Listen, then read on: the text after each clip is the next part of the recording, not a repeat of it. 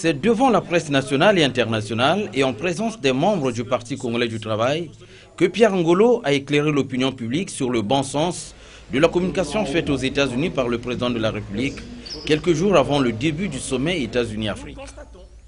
À Dolisie, l'Union panafricaine pour la démocratie sociale UPADES est montée au créneau pour prétendre que le chef de l'État avait clairement énoncé ses intentions de changer la constitution du 20 janvier 2002 pour se maintenir au pouvoir. Mais le secrétaire général du Parti congolais du travail dénonce cette attitude de l'UPADES et rappelle en même temps l'origine du débat sur le changement de la constitution. Pour éviter toute confusion, parce que il faut constater que généralement nous avons la mémoire très courte.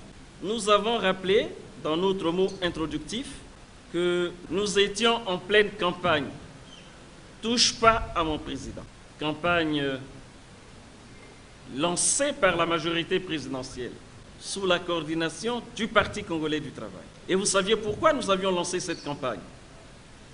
Parce que de l'extérieur, nous avions enregistré des actes, des initiatives de déstabilisation des institutions de la République, de dénigrement du chef de l'État, des initiatives de remise en cause de la souveraineté du Congo.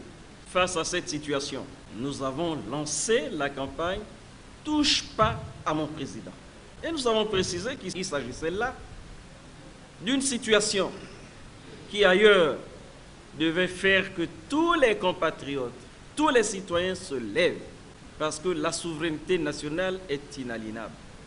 Mais curieusement, pendant que nous sommes en pleine campagne, touche pas à mon président,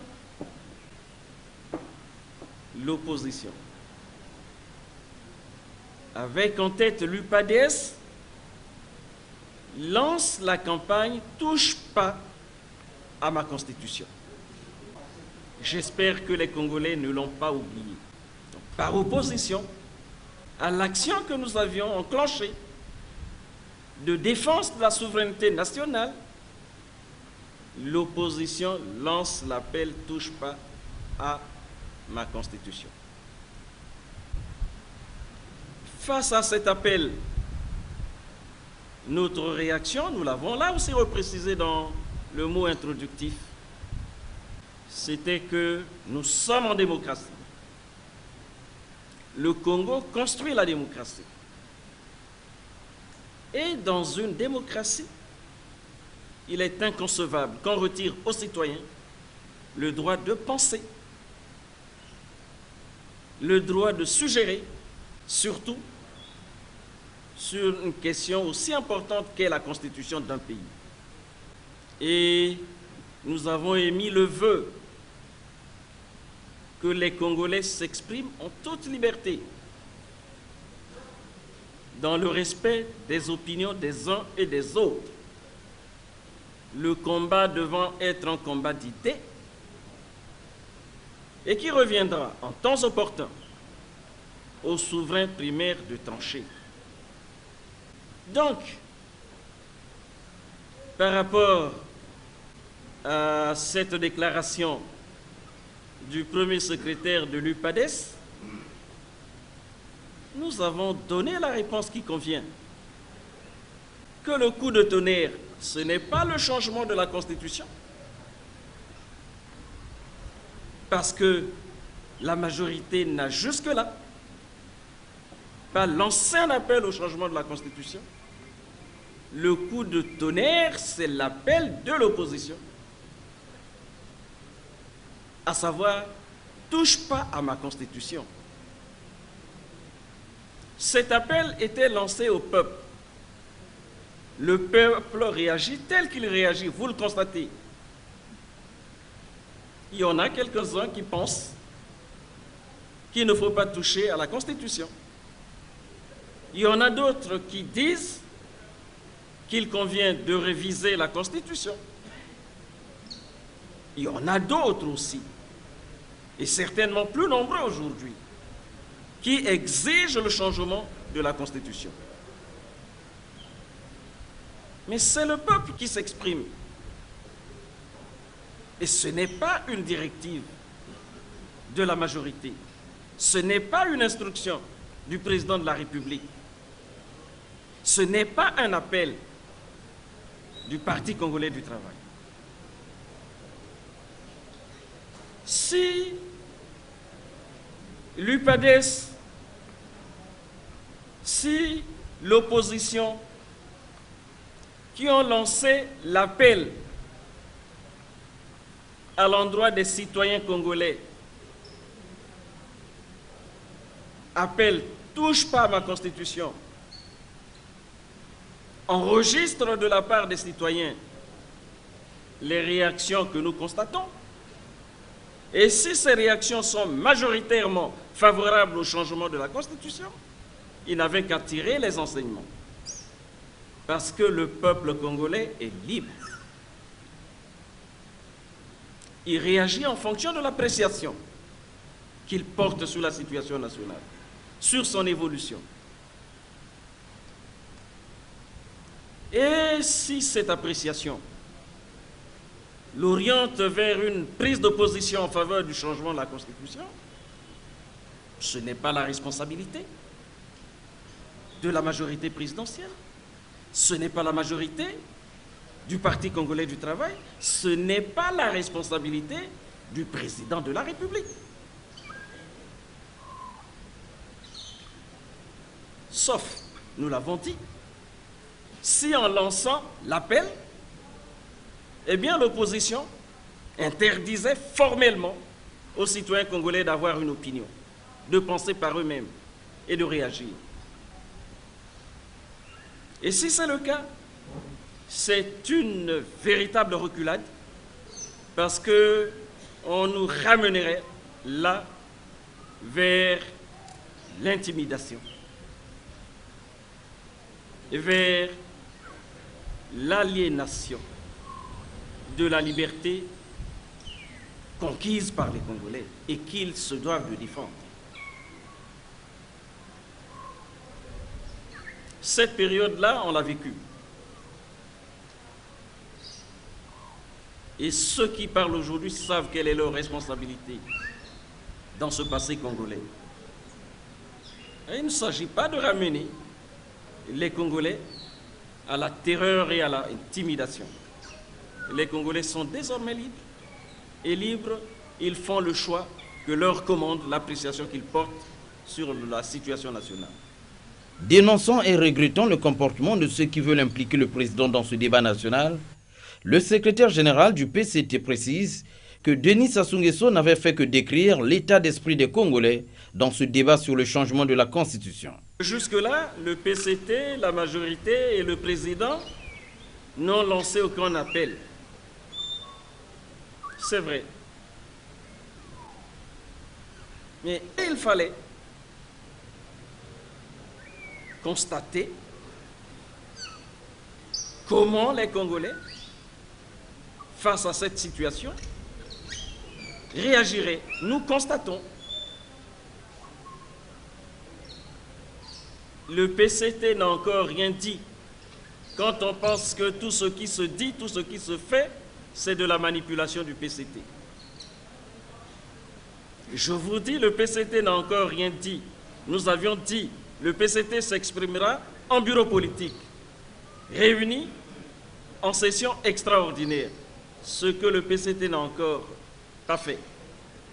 Mais vous suivez ce qui se dit aujourd'hui. Mais le PCT va bientôt, avec lui la majorité présidentielle, donner l'opinion sur cette question. Et nous disons que cette opinion responsable va être dictée par l'intérêt supérieur de la République, l'avancée qu'il convient de faire réaliser à notre processus démocratique. Bon, les amis du centre, je voudrais d'abord dire que le Parti congolais du travail a été de beaucoup. pour que toutes les concertations se tiennent. Concertation de 2009, concertation de 2011, concertation de 2013, mettant ainsi en œuvre l'orientation du président de la République, qui, après avoir peiné à restaurer la paix et la sécurité dans ce pays, fait du dialogue,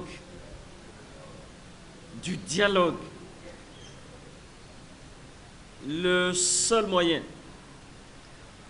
de règlement des contradictions, le seul moyen d'aplanissement des incompréhensions, restaurateur de la paix et de la démocratie. Il n'entend pas créer les conditions de remise en cause de la paix, de la sécurité et de la démocratie. Voilà pourquoi, chaque fois, il fait le choix du dialogue. Et le PCT, accompagnant le président de la République, s'est investi à fond pour que les différentes concertations organisées se tiennent et réussissent. En s'investissant, le Parti congolais du travail tient à la parole donnée.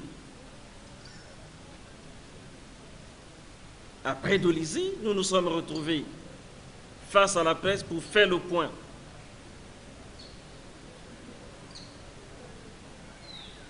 Et à ce jour, nous continuons à rester sur cette ligne-là. Les partis du centre, comme ceux de l'opposition, qui ont été à Brazzaville, à Evo et à Dolisie, savent quel est le comportement, quel est le rôle du Parti congolais du travail dans cet effort de recherche de consensus national. Il est possible qu'il y ait quelques difficultés dans la mise en œuvre, mais le PCT jusque-là s'est battu pour que le consensus soit préservé. C'est ce que nous avons fait s'agissant du recensement administratif spécial qui a été mené de bout en bout dans le respect de la méthodologie, dans le respect de la parité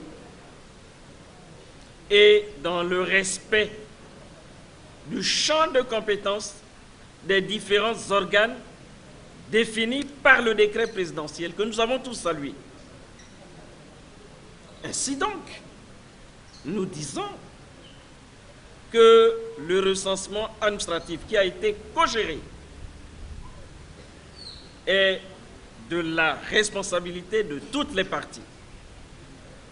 Et s'il y a eu quelques limites, quelques faiblesses, c'est l'ensemble des partis qui répondent de ces faiblesses-là.